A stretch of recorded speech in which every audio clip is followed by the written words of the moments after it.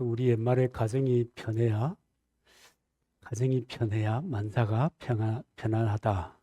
다화만사성이라는 말이 있습니다. 여러분, 가정의 평화라고 하는 것은 모든 것을 지탱하는 중요한 힘입니다. 그죠?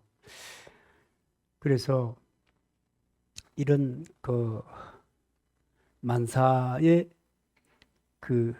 평강을 이루어 가려고 하면 하나님께서 주신 가정을 잘 관리해야 한다라고 하는 것은 우리가 강조하지 않아도 주지하는 그런 이야기입니다.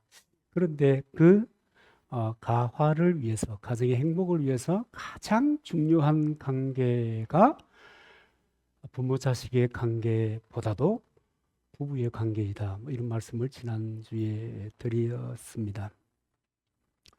이제 가끔 우리가 세상을 살아도 그렇지만 우리를 너무 잘 아시는 하나님께서 이런 이제 부부 관계만 우선하고 부모 자식 간의 관계를 소홀히 하는 이런 사람들을 위해서 주님이 말씀하시지 않습니까? 내 부모를 공경하라. 그리하면 내가 땅에서 잘 테고 장수하리라. 저는 그 말씀을 생각할 때마다 오죽하면 주님이 이런 말씀을 하셨을까? 가족 관계에 가장 우선되어야 하는 것을 말씀하시면서 또 이런 이야기를 하신 까닭이 무엇일까 생각해 보면 정말 부부관계가 원만해도 부모를 잘 섬기지 않는, 존중하고 섬기지 않는 그런 사람들이 너무 많기 때문에 하나님께서 부모를 잘 섬기는 그에게 마치 경품처럼 땅에서 잘 떼고 뭐 하리라요? 장수하리라. 여러분, 오래 산다는 것이 그게 복이냐? 오래 산 사람들은 아이고 가고 싶다 그런 얘기하지만 여러분 일찍 가면 안 돼요. 제가 말하고 닳도록 얘기하잖아요. 천당은 영원하고 이 세상은 한시적입니다. 잠시 세상에 사는 것 살 만큼 살아주어야 버팀이 되는 겁니다. 맞죠? 저는 그렇게 생각합니다. 그래서 여러분, 이 부모를 공경하는 것 정말 그거 쉬운 일이 아니기 때문에 앞으로는 더 쉬운 일이 아닐 겁니다. 그렇기 때문에 주님께서 참 반복합니다만 땅에서 잘 되고 장수하리라 라고 하는 이야기를 거듭 이야기하시면서 효를 가르쳐 주고 있는 겁니다. 그런데 이 무엇보다도 바른 부모와 자식 관계를 위해서 더 중요한 것은 이 부부 관계이다라고 하는 것 여러분 우리가 잊지 말아야 합니다. 이것이 더 근본적인 것이고 부부 관계가 될 때 부모 자식과의 관계는 더 아름답고 원활한 관계가 될 수 있다. 그래서 좀 성경이 말하는 대로 가보면 한 둥지 안에서 부모와 자식이 그러니까 대대손손 이를테면 대가족의 형태를 가지고도 행복하게 살아갈 수 있는 구조가 된다라고 하는 이야기입니다. 그런데 이제 이 가정 얘기하면서 부부 얘기하는 것은 아마 평생에 제가 이 사역하면서 이런 설교하는 것은 아마 요번이 처음이다 이렇게 싶은데 과거에 했던 거 아무리 찾아봐도 없더라고요. 그러니까 아마 이게 처음인 것 같은데 인생은 살다 보면 그죠? 정말 절박한 순간이 때때로 오기도 하는 거예요. 뭐냐 하면 인명은 제천이다라고 하는 겁니다. 우리가 다 이를테면 오래 살면 좋겠는데 그렇지 않은 경우들이 있는 겁니다. 하나님의 자녀의 가정임에도 불구하고 아내나 남편을 먼저 떠나보내는 일이 있습니다. 왜 그럴까에 대한 물음 자체 그리고 거기에 대한 대답 자체가 사실은 이 상처와 아픔 이상의 아무런 의미도 없다. 저는 그렇게 생각이 들고요. 그래서 그 하나님에 대한 야속한 생각도 많이 들어요. 여러분도 역시 마찬가지일 거라고 생각합니다만 그럼에도 불구하고 이 부부의 말씀을 드리는 것은 우리 젊은이들도 이제 조만간 이제 어른이 되는 겁니다. 금방 지나가더라고요. 내가 어릴 때 첫 번째 꿨던 꿈이 뭔지 여러분 아시죠? 어른이 되는 거였거든요.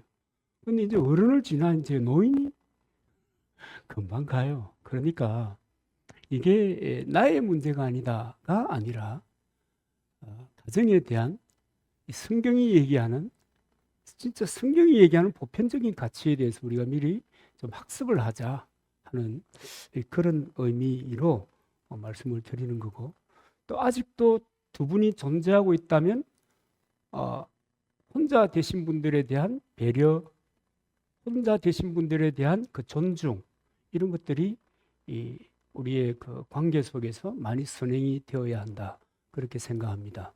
그래서 여러분, 성경은 뭐라고 얘기하는가 하면요, 고독한 사람들을 돌아보는 것을 경건이다, 이렇게 얘기합니다. 고아와 과부를 돌아보는 것은 그렇죠? 그것이 경건이다. 그래서 우리가 공동체 안에서 오늘 그 찬양 속에서도 있었지만 모습은 달라도 우리는 하나. 아우, 너무 감동적인 그런 찬양이었습니다. 여러분, 세상을 사는 그 참 사람이 사회적인 존재이긴 하지만, 그러나 여러분, 결국은 고독한 존재, 사람입니다. 안 그래요? 정말 고독한 존재가 사람인데, 철학자 소펜하우어가 이런 얘기를 했더라고요. 인간의 행복은 얼마나 홀로 잘 견딜 수 있는가 하는 것에 달려있다. 그러니까 결국은 인간은 고독한 존재인데, 그 고독의 문제를 어떻게 잘 이해하고 받아들이고 승화시킬 것이냐 하는 것이 자기의 행복에 대단히 중요한 요소다, 이런 얘기를 했더라고요. 근데 여러분, 언젠가 사람은 홀로 서게 되어 있습니다. 점점 혼자 되어 갔다가 마침내 주님 앞에 단독자로 혼자 서게 되는 겁니다. 그래서 여러분, 고독을 잘 즐기는 법을 여러분 개발하십시오. 이 모든 사람들에게는 하나님께서 하나님을 닮은 능력을 주셨거든요. 주께서 흙으로 사람을 빚으시고 생기를 부어주시니까 살아있는 영이 되었다. 살아있는 존재가 되었다. 리빙 빙, 그죠? 생명이 되었다. 그것은 뭐냐면 하나님으로부터 우리는 어마어마한 것을 부여받은 겁니다. 혼자 되면 시인도 되고요, 작가도 되고요, 또 여러분 크리에이터도 되는 거예요. 혼자 있을 때 가능한 겁니다. 분주할 때는요, 생각할 겨를이 없잖아요. 또 여러분, 세상에 누가 승리자가 되고 누가 여러분 리더십을 가지는가 하면, 고독한 시간에 자기를 돌아볼 줄 아는 사람이 마침내 그 가정에 서든 사회에 서든 어디에 서든지 리더가 될 수 있는 겁니다. 고독은 행복입니다. 말도 안 되는 소리를 하는 것 같다. 그럼에도 불구하고 그것은 맞다, 저는 그렇게 생각하거든요. 어쨌든 여러분, 우리가 아직도 함께 살아가고 있다고 하면, 가족이든 부부든 함께 살아가고 있다고 하면 최선을 다해서 함께하는 이들의 기쁨과 즐거움이 되어야 될 줄로 믿습니다. 여러분, 그 대중가요 가사 중에 가장 인생을 잘 이야기하는 노래가 뭔지 아십니까? 그게 뭘까 고 생각해 보니까 이게 떠오르더라고요. 있을 때 잘해 후회하지 말. 가고 나면 그리움이에요. 그리움은 보편적으로 눈물이라고 하는 것을 동반하게 되더라고요. 그러니까 있을 때 잘하는 거예요. 부모가 있을 때, 가족이 있을 때, 내 아이들이 있을 때, 아이고 저는 애들 이제 선도가 토요일 날 오다가 안 오니까 아이고 그 이제 다 떠났구나. 예전부터 동포하고 살았지만 진짜 동포가 되었구나. 그런 생각이 들면서 이 노래가 있을 때 잘해 후회하들 말고. 여러분 교인들도 있을 때 잘하시길 바랍니다. 감사합니다. 아이고.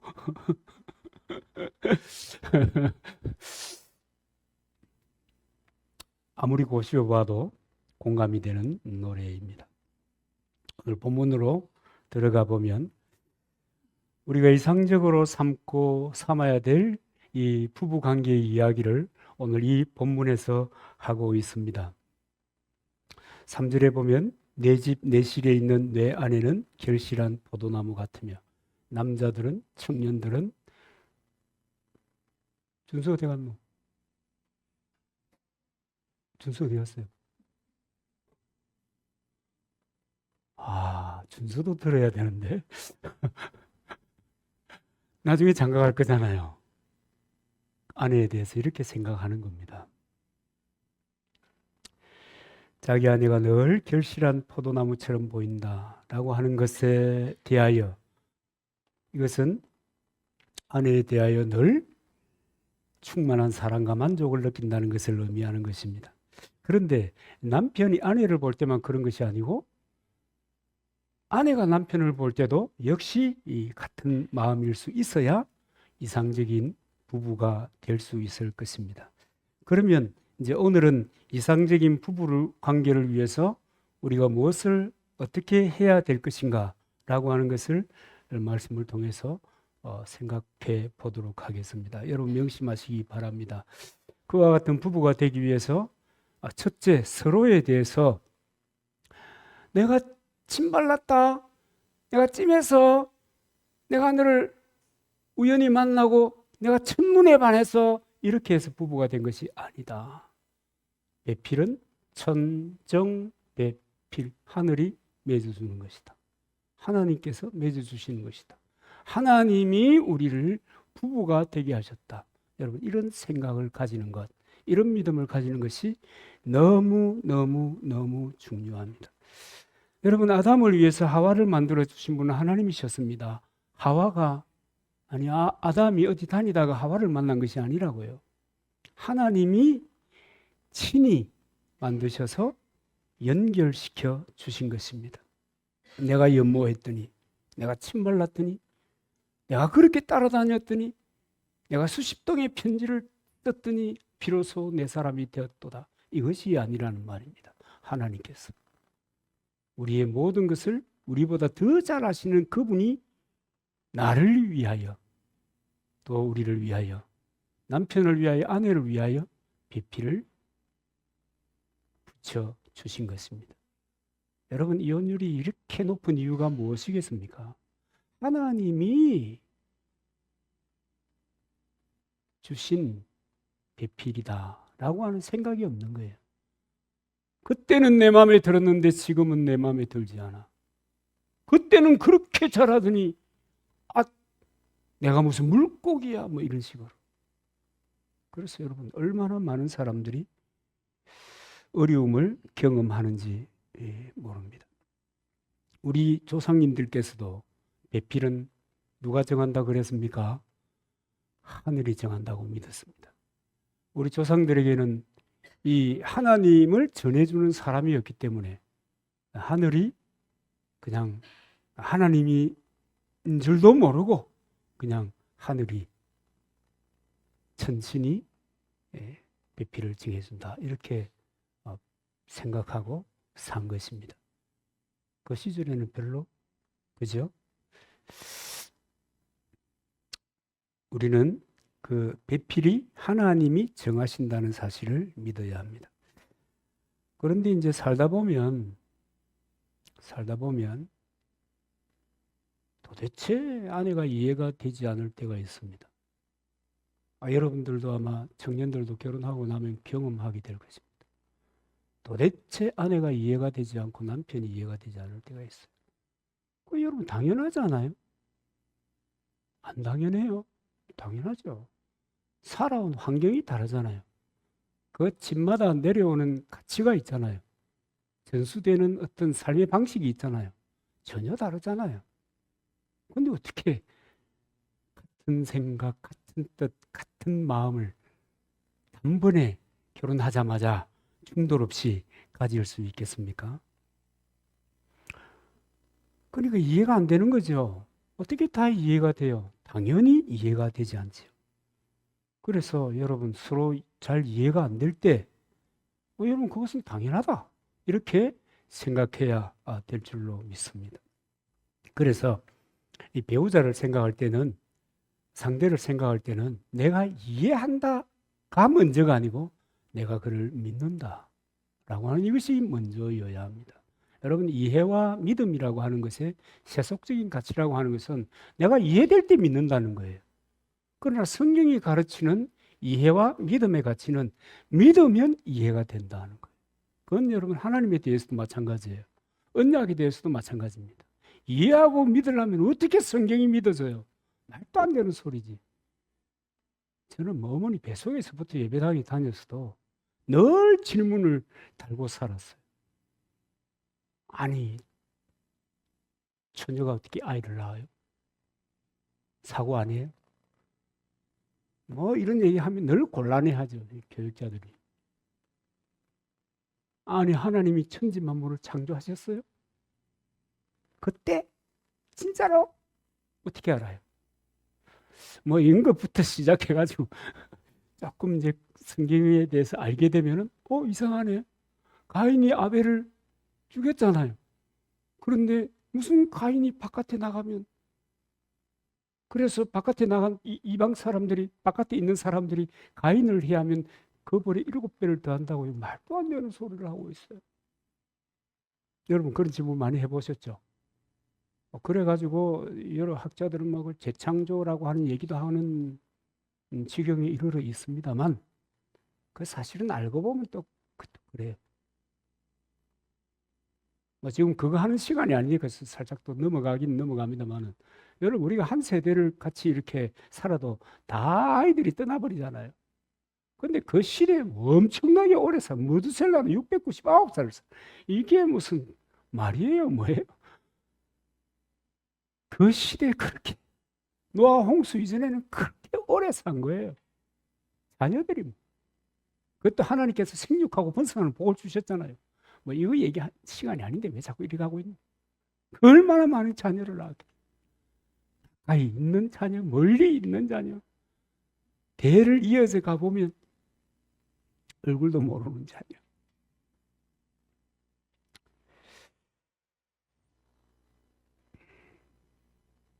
그러니 여러분,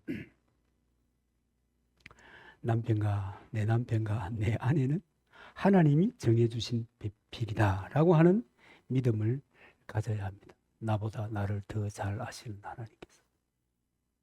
그리고 상황도 마찬가지예요. 이제 오후에도 이제 기적이니 뭐니 뭐 이런 얘기 저런 얘기 좀 할 텐데, 이 상황도 마찬가지예요. 왜 나에게 하필이면 저 화상을 붙여주셨나부터 시작해가지고 왜 하필이면 나에게 이런 일이 발생하는가 뭐 등등등. 하나님은 나보다 나를 더 잘 아십니다. 아멘이죠? 그분이 내게 이 사람을 데리고 오신 거예요. 그래서 하나님이 하신다라는 믿음을 가지면 언제나 오케이 할 수 있는 거예요. 받아들일 수 있는 겁니다. 그래서 여러분, 좋은 부부 생활과 그 관계라고 하는 것은 믿음이라고 하는 것에서부터 시작된다. 믿음은 이해된다. 믿으면 상대방에 대해서 공부도 된다. 그죠? 저 사람이 왜 저렇게 반응할 것인가? 왜 저렇게 반응하지? 공부도 되는 거예요. 그 다음 두 번째는 서로 귀하게 여겨야 합니다. 하나님이 아담을 위해서 하와를 만들어 주었을 때 아담이 이 사람이 참 이상한 사람이에요. 우리가 생각할 때는 여러분, 지금 아마 우리 시대의 사람들은 아마 하나님이 천지 만물을 지으시고 에덴을 창설하시고 다 완벽하게 만들어 놓고 난 다음에 아담을 짠 해가지고 얘야 너가 알아서 해라. 그러면 와 할렐루야 뭐 이럴 것 같은데, 그때는 아담이 별로 그렇게 신통치 않은 반응을 보이지 않았어요. 그런데 하나님께서 하와를 창조하셔서 아담에게 데리고 왔더니 이 친구가 이 친구 아니지, 조상인데, 이분이 너무 행복해하면서 한 이야기가 있잖아요. 이는 내 뼈 중에 뼈고 살 중에 살이로다. 너무 행복해하는 거예요. 참 기가 막히죠. 요즘은 부부에게 아내를 드릴까요? 10만 평을 드릴까요? 그러면 갈등하는 분이 우리들은 빼고 크리스찬 빼고 아마 갈등하는 분이 상당히 많을 것입니다. 내 뼈 중에 뼈고 살 중에 살이다. 그렇기 때문에 소중한 사람, 그렇기 때문에 귀한 존재입니다. 내게 가장 귀한 것으로 창조된 존재이기 때문에, 그렇기 때문에 그가 귀한 존재로 여겨지는 것입니다. 여러분, 남자들은 그런 생각을 가끔 가집니다. 여러분도 가끔 가집니까? 저도 아직 때를 못 벗어가지고 가끔 가집니다. 이것이 잘못됐다는 생각을 하면서도 가끔 가지는데 그게 뭐냐면 남존여비 사상입니다. 이 동양권에 있는 사람들은 이 생각이 여러분 버려져야 돼요. 특별히 그리스도인이라고 하더라도 살아온 이 토양 자체가 그래서 그런지 모르지만 이 참 버리기 어려워요. 남자는 귀하고 여자는 남자는 하늘인데 여자는 땅이다. 이런 거. 그래가지고 결혼하기 전에는 그렇게 사랑을 고백하고 잘하더니 결혼하고 났더니 낚시꾼처럼 바뀌어버렸다. 이런 거 여러분. 여러분 이것은 대단히 곤란한 사상이고 정신입니다. 정말 이런 남존여비의 사상 때문에 가정이 얼마나 불행한 그런 상황을 만드는 사람들이 많은지 몰라요. 여러분 성경은요 그렇게 얘기하지 않아요. 여러분 갈라디아서 3장 28절에 보면 너희는 유대인이나 헬라인이나 종이나 자유자나 남자나 여자나 다 그리스도 예수 안에서 하나이니라. 동등하다는 말이에요. 똑같다는 말이에요. 그러니까 내가 남자인데 이러면 돼요, 안 돼요? 안 되는데 그러고 있으면 어떻게 해야 돼요? 저 또 집에 가서 회개할게요. 여러분도 회개해야 됩니다. 동등한 거예요. 남자나 여자. 같은 맥락에서 우리가 바로 해석해야 될 그 성경이 창세기 2장 18절인데 이 말씀에 보면은 내가 그를 위하여 돕는 배필을 지으리라 라고 하는 말씀이 있잖아요. 내가 그를 위하여 돕는 배필, 누구의 여자를 얘기하는 거예요. 근데 이 좀 잘 모르시는 분들은 잘 몰라요. 이 돕는다는 단어가 얼마나 탁월한지에 대해서도 잘 몰라요. 여성이 남성보다 훨씬 능력이 많은 존재로 하나님이 창조하셨어요. 아예 여러분 소재 자체가 다르잖아요. 물렁해가지고 여러분 물만 만나면 그냥 무너져 버리는 이런 존재가 아니란 말이에요. 여성이 더 단단하고 더 지혜로운 그런 존재 여성. 그런가 하면 이것은 누가 더 우월하냐 안 우월하냐를 떠나가지고 이 돕는 배필은 여러분 여자는 무조건 남자를 도와야 돼 이런 얘기가 아니에요. 서로 돕는 배필이라고 하는 사실 또 그렇게 해석되어야 마땅한 것입니다. 서로 돕는 배필. 서로 돕는 거죠. 나만 돕는 배필이 아니다는 말입니다. 그래서 하와는 아담을 돕는 배필이고 아담은 하와를 돕는 배필입니다. 남편은 아내를 돕고 아내는 남편을 돕고 그런 서로 돕는 존재라고 하는 것입니다. 이것이 성경이 가르쳐주는 돕는 배필의 대단히 중요한 교훈입니다.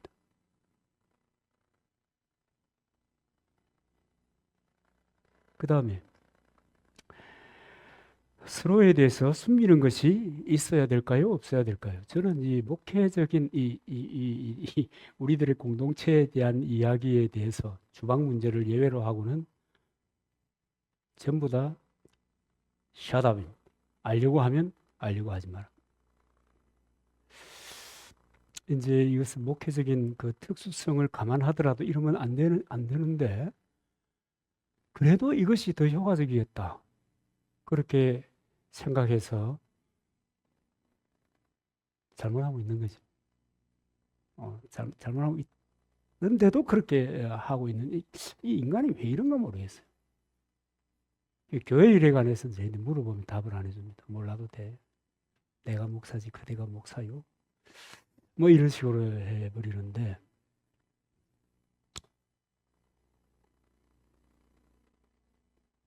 그건 제 잘못이에요. 더 좋은 생각, 더 좋은 기도의 이 제목들이 나올 수 있잖아요.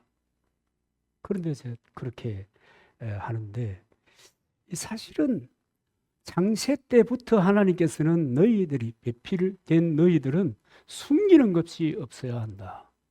이것은 단지 뭐 옷을 벗고 이렇게 뭐 만나는 뭐 이런 차원이 아니에요. 모든 것과 관련해서. 그런데 이것이 잘 안 되면 분쟁이 생겨요. 여러분 보증 같은 거 써본 일 있습니까?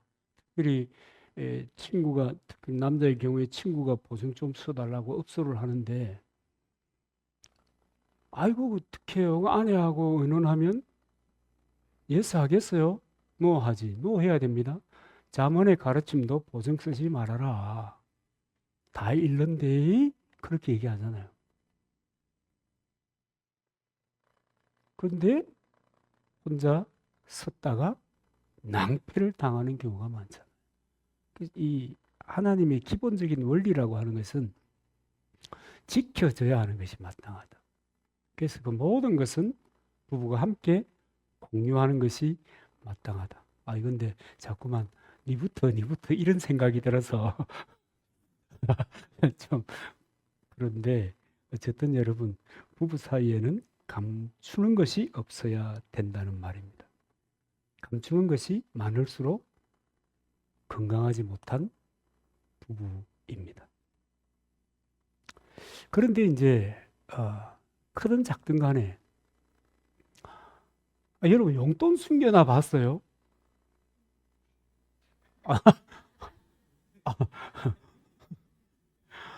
여러분 때때로 우리가 비자금이라는 것을 만들잖아요. 저는 뭐 비자금 만들 필요가 없습니다. 왜냐하면 저는 그 경제를 운영함에 있어서 은행을 효과적으로 잘 사용합니다. 저 같은 경우는. 그래서 비자금을 구축해야 될 필요가 없는데, 이 비자금을 만들 것이냐 만들지 말 것이냐, 그 어떻게 들어보면 지혜롭고 어떻게 들어오면은 이 상당히 곤란한 일이 될 수도 있는데, 저의 생각은 비자금도 좀 만들어 놓으세요. 뭐 이렇게 말하고 싶은데, 그것도 하지 마라. 그 정도로 하나님은 인간의 본성에 대해서 진지하게 알고 계시기 때문에 감추는 것이 없어야 된다. 비밀이 없어야 된다. 그렇게 얘기를 하는 겁니다. 저는 여러분도 그렇겠지만, 저도 여러분들이 정말 그 하나님을 잘 믿으면서 행복한 가정의 축복을 받기를 정말 소망합니다. 살면서 목회하면서 제일 어려운 문제가 뭐냐면 그 이별이거든요. 이별. 근데 이제 우리는 이제 이별이라고 하는 것을 경험하는 경우의 수가 상당히 작아요. 공동체가 제한적이니까. 그래서 그나마 감사한 일인데요. 이별이 참 어려운 일이잖아요. 그럼에도 불구하고 여러분, 믿음으로 말미암아 행복한 가정을 만들어 가시기를 바랍니다. 그런데 그 일에 대해서 아마 저는 이제 우리 애들이 다 이제 결혼 정년기에 있잖아요. 그래서 아이들이 혹시 저에게 그 주례를 해달라고 만약에 얘기한다면, 뭐라고 얘기할 건가? 그런 생각을 요즘은 좀 합니다. 뭐라고 얘기할 거냐? 여러분 뭐라고 얘기할 것 같아요? 제가 어릴 때 줄에 선 그 한 목사님께서는 여인은 도자기와 같아서 잘 관리하지 않으면 깨어지기 쉽고 잘 관리하면 빛이 난다. 뭐 그런 얘기를 들었던 것 같은데 저는 그보다 더 짧게 예수 잘 믿는 가정이 되어라. 너희 서로 믿음 안에서 예수 그리스도를 잘 믿는 가정이 되어라. 끝. 이렇게 할 것 같아요. 제가 아는 목사님 중에 이제 은퇴를 하시고 그분이 돌아가셨는가 안 돌아가셨는가 모르겠지만 마산 동강교회 목사님 곽삼찬 목사님이 계셨는데 그분은 그 교회에서 하는 결혼식에 제가 그때 참석해서 압니다. 결혼식에서 이제 예식을 예배 형식으로 하잖아요. 설교하러 올라갔어요. 그 주례사를 뭘 했는가 하면 믿음, 소망, 사랑 그 중에 제일은 사랑이라. 끝까지 사랑해라. 끝. 그리고 기도하고 내려왔어요. 제가 본 주례사 가운데 가장 심플하고 박수 받는 대단히 그 정말 할 말 다 한 것 같은 그런 주례였거든요. 저는 예수 잘 믿는 부부가 되어라. 그렇게 하고 싶은데 누가 맡길는지는 모르겠어요. 예수 믿으면, 예수 잘 믿으면 어떤 형태로든지 행복한 인생, 잘 사는 인생을 살 수 있다. 이 저의 믿음입니다. 여러분도 그런 믿음을 가지시기 바랍니다. 그런 믿음을 가지는 거예요. 여러분, 믿음을 갖는다는 것이 굉장히 중요합니다. 또 믿음을 가지면 생각이 그리 되고요. 생각이 그러면 환경이 그렇게 되는 겁니다. 믿으세요. 예수 잘 믿으면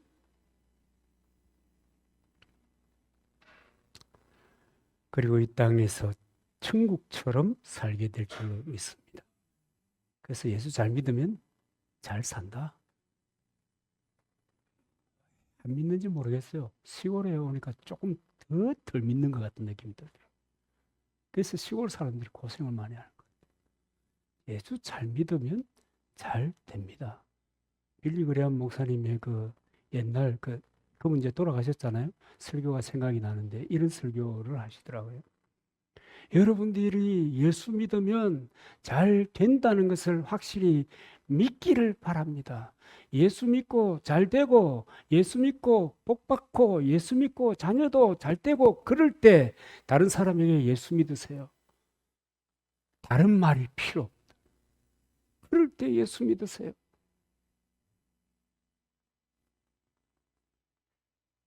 그거 생각이 나네요. 예수 잘 믿으면 잘 됩니다.